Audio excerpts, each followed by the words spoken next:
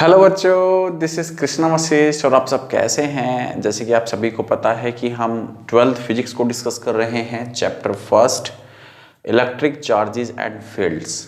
ठीक है, और लास्ट क्लास में हमने सुपरपोजिशन प्रिंसिपल पढ़ा था। आई होप कि आपने वो वीडियो देखा होगा और उसके ऊपर हमने एक क्वेश्चन भी सोल्व किया था एनसीईआरटी।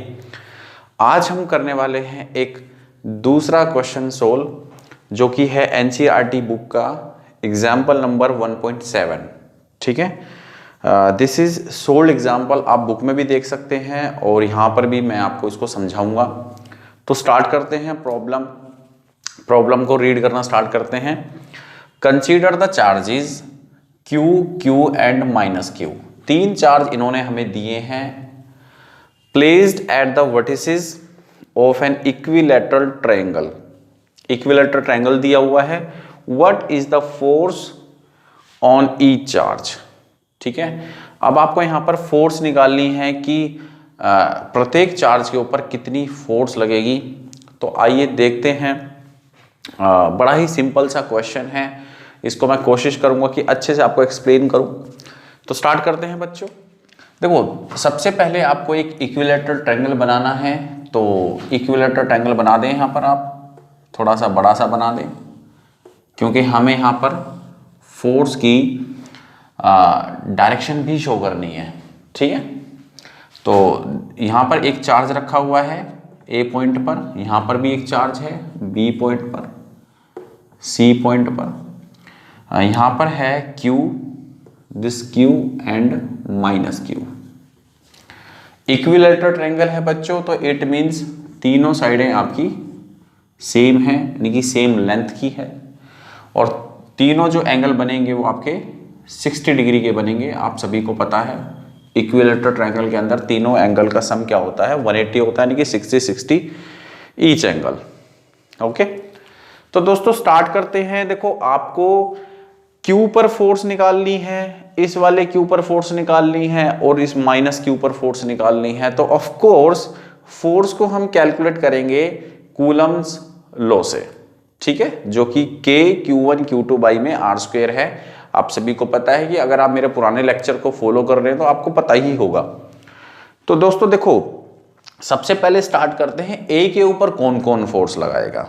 ठीक है, तो A के ऊपर B भी लगाएगा जो कि रिपल्सिव होगी ना, रिपल्सिव, क्योंकि जो Q है वो पॉजिटिव चार्ज है, मैग्नीट्यूड इसका पॉजिटिव है, ये भी पॉजिटिव है। तो इन दोनों के बीच में जो फोर्स लगेगी वो आउटरवर्ड लगेगी, अवे लगेगी, एक दूसरे से दूर जाएंगे ये। ठीक है, तो स्टार्ट करते हैं। ये वाला जो मैं बोल रहा हूं, ये वाली फोर्स लगेगी, ये जो फोर्स लग रही है ये क्यू पर लग रही है और कौन लगा रहा है, ये वाला चार्ज इस डायरेक्शन में लेफ्ट साइड है। ठीक है, तो इसको मैं बोल देता हूं बच्चों F12। F12 का मतलब क्या है बच्चों, यहां पर कि force on first charge due to second charge. ठीक है, आप ये भी कर सकते हैं,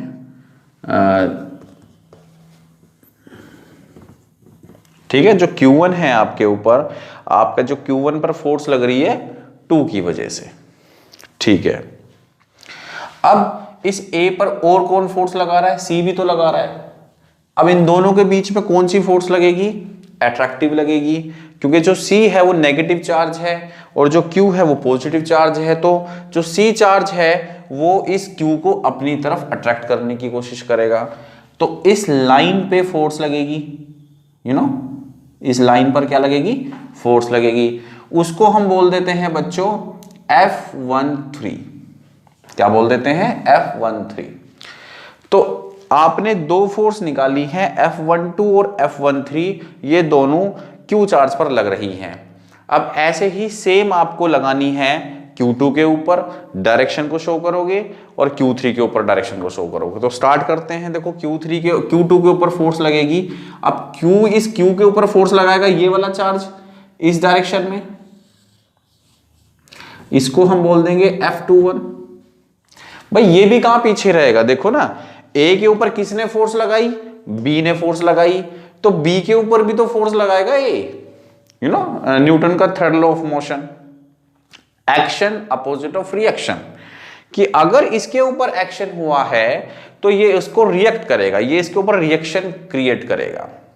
ठीक है, तो इसके ऊपर फोर्स लग रही है तो ये भी इसके ऊपर फोर्स लगाएगा, तो ये कहां पीछे रहेगा? जैसे मान लो इसने इसको थप्पड़ मारा तो ये भी उसको उल्टा थप्पड़ मारेगा। ठीक है, अच्छा अब इस B पर C भी फोर्स लगाएगा ना, इस B के ऊपर कौन लगाएगा? C वाला चार्ज माइनस Q, तो वो लगाएगा इस डायरेक्शन में क्योंकि अट्रैक्टिव है, और उसको हम बोल देंगे F23, force on second charge due to third charge. ठीक है, अब हम बात करते हैं C चार्ज की, माइनस Q। अब माइनस Q जो है बेसिकली ये प्लस Q है, तो इस माइनस Q के ऊपर ये वाला भी फोर्स लगाएगा, किस डायरेक्शन में लगाएगा? अट्रैक्ट करेगा, अट्रैक्टिव है तो ये डायरेक्शन लेगा ये वाली। ठीक है, और ये वाला जो Q चार्ज है ये भी इसके ऊपर फोर्स लगाएगा। ठीक है, तो ये अट्रैक्टिव होगी, सिंपल सी बात है, प्लस चार्ज और ये माइनस Q, ये इसको अट्रैक्ट करेगा, तो इसको हम बोल देंगे F31 और इसको हम बोलेंगे F32, force on third charge due to second charge. तो आपका ये डायग्राम आपको बनाना आना चाहिए। जो ये मैंने एरो बनाई है they are nothing but these are the direction of force, क्योंकि फोर्स एक वेक्टर क्वांटिटी होती है। ओके, अब बच्चों ध्यान से देखो कि जो ये F12 है और जो ये F13 है इसका हमें रिजल्टेंट चाहिए, क्योंकि एक ही पॉइंट पर दो फोर्स लग रही हैं, तो हम मेन रिजल्टेंट की बात करते हैं कि भाई टोटल उनका कितना बना। भाई इस पार्टिकल के ऊपर फोर्स लग रही है इस डायरेक्शन में, इस पार्टिकल के ऊपर फोर्स लग रही है इस डायरेक्शन में, तो अब ये पार्टिकल जाएगा कहां पे? इधर जाएगा या फिर इधर जाएगा, क्योंकि जिधर फोर्स लगती है डिस्प्लेसमेंट उसी डायरेक्शन में होता है according to second law of motion. जिधर फोर्स लगती है, जैसे मान लो यहां पर कोई ऑब्जेक्ट रखा है, मैंने उसको ऐसे पुश किया, ठीक है, तो फोर्स इस डायरेक्शन में लग रही है तो डिस्प्लेसमेंट भी तो ऐसे ही होगा ना। तो इस ए वाले पार्टिकल पर फोर्स लग रही है इस डायरेक्शन में, लेफ्ट साइड में।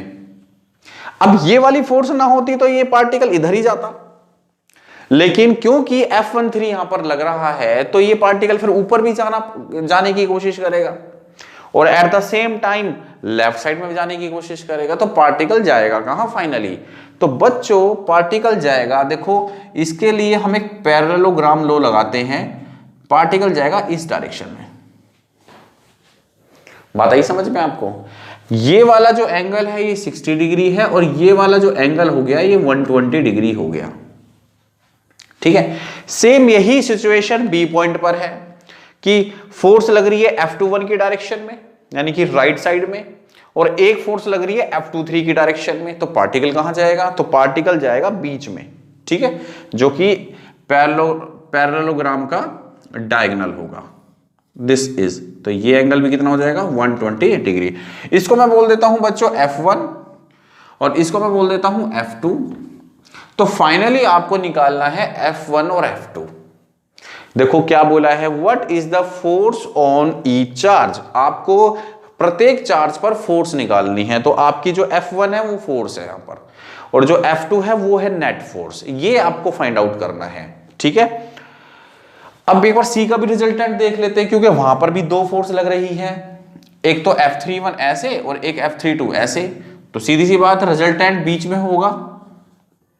इसको इस तरीके से आप मिला दें और ये आपका हो जाएगा बच्चों, दिस इज F3। ठीक है, तो फाइनली आपको यहां पर कैलकुलेट करना है F1, F2 एंड F3। ये चीजें आपको यहां पर कैलकुलेट करनी है। ठीक है, आप कहोगे सर फिर F12, F13, 23 ये क्या हैं? तो बच्चों ये भी फोर्सेस हैं, तो जो F1 निकलेगा वो इन्हीं फोर्सेस की वजह से ही निकलेगा। ठीक है, तो स्टार्ट करते हैं। देखो सबसे पहले आपको यहां पर निकालना है F12 कितना होगा, जरा बता सकते हो F12 कितना होगा? F12, तो F12 दो चार्ज हैं, this is Q, this is Q, बीच में लेंथ कितनी है? L है, तो कूलम्स लॉ लगा दो। कूलम्स लॉ क्या कहता है कि K Q इंटू में Q डिवाइड में L स्क्वायर, सीधी सी बात है। ऐसे ही आप मुझे निकाल के दिखाएं, F13 निकाल के दिखाएं, F13 कितना होगा? तो F13 देखो K ये वाला Q, ये वाला माइनस Q, लेकिन आपको पॉजिटिव रखना है क्योंकि हम यहां पर मैग्नीट्यूड फाइंड आउट कर रहे हैं। Q डिवाइड में L स्क्वायर। क्या खास बात देखने को मिली आपको कि बच्चों दोनों ही सेम है। ऐसे ही अगर आप F आप निकालेंगे, F23 निकालेंगे, F21 निकालेंगे, F31 निकालेंगे, F32 निकालेंगे, ये सारे के सारे सेम आएंगे मैग्नीट्यूड में, सारे के सारे सेम आएंगे।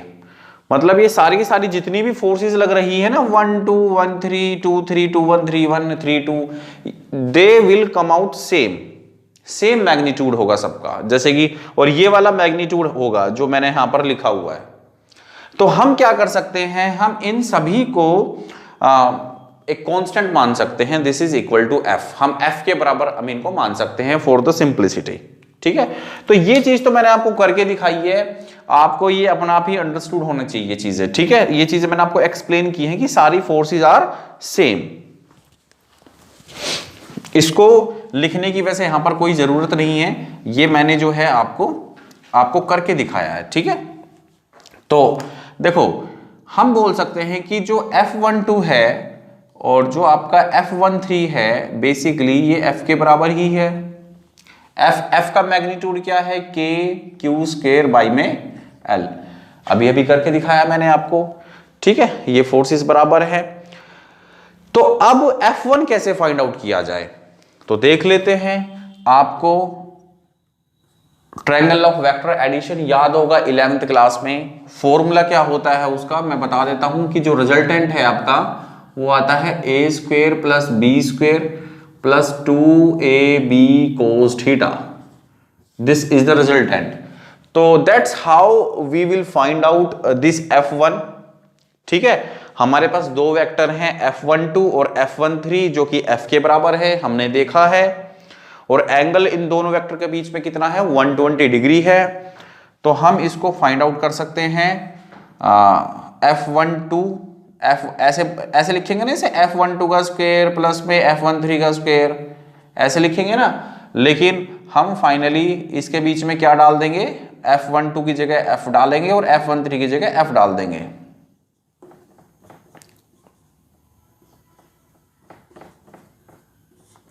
और cos 120 हमें फाइंड आउट करना है क्योंकि एंगल दोनों वेक्टर के बीच में 120 है। तो F1 आपका कितना आ जाएगा, इसको हम लिख सकते हैं F square plus F square plus 2F into में F cos 120 बच्चों होता है आपका माइनस के 1/2। ठीक है, 180 माइनस 60 करके आप इसको निकाल सकते हैं। सेकंड क्वाड्रेंट में cos नेगेटिव होता है। F1 is equal to 2F square, 2 से 2 कैंसिल हो जाएगा, माइनस का F स्क्वायर आ जाएगा और ये हो जाएगा आपका दिस इज F स्क्वायर और ये F के बराबर आएगा। ठीक है, तो मतलब जो F1 है वो भी क्या आ रहा है आपका, F के बराबर आ रहा है। कहने का मतलब ये है कि जो इसका मैग्नीट्यूड है और जो इसका मैग्नीट्यूड है, इनका रिजल्टेंट भी उसी मैग्नीट्यूड का आ रहा है। ठीक है, तो F1 आपका F आया। This is the first. हमने क्या निकाला था, what is the force on each charge, ये आपका पहला आंसर है। और ये समझाने के पर्पज से मैं ये वीडियो बना रहा हूं, थोड़ा सा लेंदी हो रहा है, लेकिन ये मत समझना कि एक्चुअली में लेंदी है। ठीक है, आप जब प्रैक्टिस करोगे तो 5 मिनट में इसको सोल्व कर लोगे, अगर आपने डायरेक्शन को अच्छे से देख लिया है तो। डायरेक्शन का अगर आपको कॉन्सेप्ट समझ में आ गया है, मेन चीज रिजल्टेंट के साथ हमें जाना होता है जब भी हम फोर्स कैलकुलेट करते हैं। ठीक है, तो F1 आपका किसके बराबर आया, F के बराबर आया। ओके, तो ऐसे ही जब सिमिलरली आप F2 कैलकुलेट करोगे, ठीक है, सिमिलरली F2 कैलकुलेट करोगे तो वो भी आपका F के बराबर ही आएगा, क्योंकि मैग्नीट्यूड में तो ये भी F के बराबर है, ये भी F के बराबर है, तो ये भी F के बराबर आएगा। एंगल अगेन 120 बन रहा है। ठीक है, तो ये वाला केस बच्चों सेम है, जैसे ये मैंने किया है वैसे ही आप इसको करेंगे, लेकिन करके दिखाने की जरूरत नहीं है आपको। ठीक है, अगर आप यहां से ये चीज प्रूव कर लेते हो तो डायरेक्टली आप इसको लिख सकते हो, कोई प्रॉब्लम नहीं है। इस वाले पे आ जाओ। इस वाले पे दोनों वेक्टर के बीच में जो एंगल है वो आपका 60 डिग्री बन रहा है, ठीक है, 60 डिग्री बन रहा है। There is no 120 degree now. अब वहां पर 120 डिग्री नहीं है, तो फिर 60 डिग्री के हिसाब से आप इसको फाइंड आउट करोगे, ठीक है। तो इसको भी कर लेते हैं फाइंड आउट। F3 हमने निकालना है ये वाली फोर्स का स्क्वायर और ये वाली फोर्स का स्क्वायर, ऐसे तो करते हैं ना, लेकिन मैं डायरेक्टली कैलकुलेट कर रहा हूं यहां पर F square plus F square plus 2F square cos 60, और cos 60 कितना होता है बच्चों 1/2, cos 60 1/2 होता है, तो ये आ जाएगा आपका 2F स्क्वायर और 2F स्क्वायर इंटू में 1/2, 2 से 2 कैंसिल, तो ये आ जाएगा बच्चों आपका √3F के बराबर आएगा। तो फाइनली आपका जो F3 आ गया वो √3F है, ठीक है। तो देखो F1 आ रहा है F के बराबर, F2 आ रहा है F के बराबर, और F3 आ रहा है किसके बराबर √3F के बराबर आ रहा है। This is the solution. Now हमने प्रत्येक चार्ज पर यहां पर फोर्स निकाली है F1, F2 एंड F3, ठीक है। So you can note down, आप इसको नोट डाउन भी कर सकते हैं टू मेक फेयर नोट्स बनाने के लिए। और अगर कुछ कंफ्यूजन है तो कमेंट बॉक्स में कमेंट डाल दें, मैं definitely I will reply.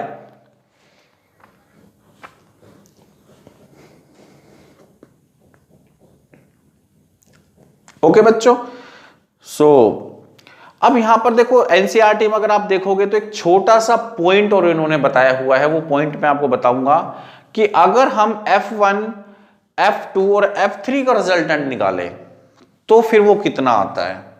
Can you guess? अगर हम F1, F2 एंड F3 का रिजल्टेंट निकालें तो वो कितना आएगा।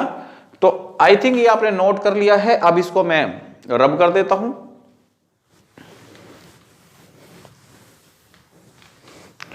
तो फाइनली हमें क्या मिला कि जो F1 है वो F2 के बराबर है और इसको हम F बोल रहे हैं। ये आपका मेन रिजल्ट है, यानी कि F1 और F2 हमने निकाल लिया, और जो F3 आया आपका वो आया आपका √3F के बराबर, ये भी हमने फाइंड आउट कर लिया है, ठीक है।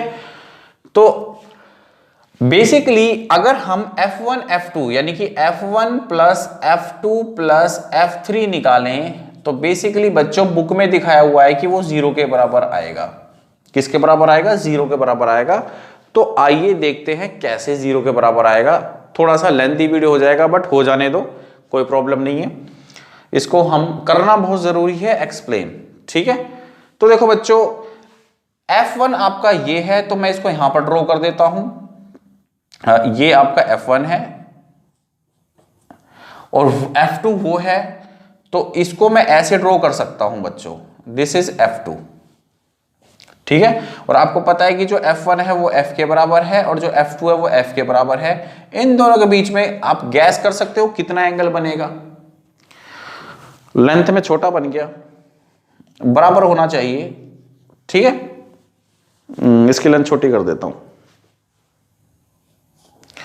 ठीक है। नाउ इक्वल, क्योंकि दोनों का मैग्नीट्यूड बराबर है ना, तो किसी एक वेक्टर को आप बड़ा या छोटा नहीं कर सकते, लेंथ में दे हैव टू इक्वल। तो कैन यू गैस कितना एंगल बनेगा?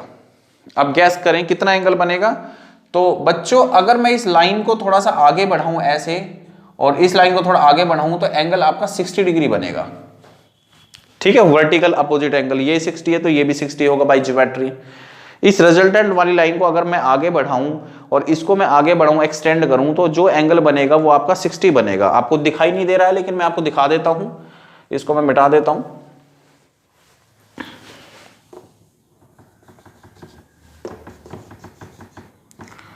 ये एंगल कितना बनेगा आपका 60 बनेगा। तो हम इसको 60 एंगल दे सकते हैं। तो इनका जो रिजल्टेंट होगा यानी कि F1 और F2 का जो रिजल्टेंट होगा वो बीच में होगा बिल्कुल, ठीक है। इसको हम बोल देते हैं F4 बोल देते हैं। क्या बोल देते हैं? F4। तो आप वो निकाल सकते हैं F4 की वैल्यू क्या आएगी आपका? आ जाएगा F स्क्वायर प्लस में F स्क्वायर प्लस में 2F स्क्वायर cos 60। कैलकुलेट करोगे तो वही आपका √3F के बराबर आएगा। अगर आप कैलकुलेट करोगे तो √3F के बराबर आएगा, यानी कि जो F4 है वो आपका √3F आ रहा है। और जो F3 है उसकी डायरेक्शन तो बिल्कुल ही अपोजिट है इससे, F3 से, और F3 का मैग्नीट्यूड भी क्या है, √3f। अब ध्यान से देखो, F3 का मैग्नीट्यूड √3f है, यानी कि इसका मैग्नीट्यूड, ठीक है, और जो F4 है उसका मैग्नीट्यूड भी √3f है। तो दोनों के मैग्नीट्यूड, दोनों वेक्टर जो हैं वो वर्टिकली अपोजिट हैं, अपोजिट।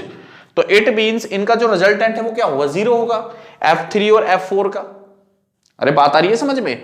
तो बच्चों हम कह सकते हैं F1 plus F2 plus F3 किसके बराबर आएगा, 0 के बराबर आएगा। एनसीईआरटी में ये चीज डायरेक्टली लिखी हुई है, उन्होंने इस चीज का प्रूफ नहीं दिया हुआ, लेकिन मैं आपको बता रहा हूं कि ये that's how this can be done, कि F1 और F2 का मैग्नीट्यूड निकालो जो कि √3f के बराबर आ रहा है, और F3 इसके बिल्कुल ही अपोजिट है, ठीक है, तो उसका मैग्नीट्यूड भी √3f है।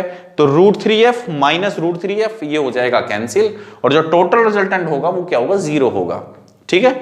तो दिस इज द प्रॉब्लम बच्चों। वीडियो थोड़ा लेंथी हो गया है, कोई प्रॉब्लम नहीं है, लेकिन समझाना बहुत जरूरी होता है। तो आप इस तरीके से इस प्रॉब्लम को कर सकते हैं, और नेक्स्ट वीडियो में मैं आपको करवाऊंगा इलेक्ट्रिक फील्ड।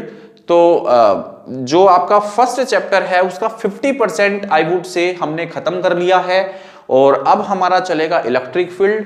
इलेक्ट्रिक फील्ड के अंदर कुछ थ्योरी पार्ट है और कुछ न्यूमेरिकल पार्ट है, बड़ा ही इंटरेस्टिंग कॉन्सेप्ट है, उसको हम सीखेंगे, ठीक है। तो अगर आपने चैनल को सब्सक्राइब नहीं किया है तो सब्सक्राइब कर दें। थैंक यू वेरी मच, मिलते हैं एक नई वीडियो में, बाय बाय।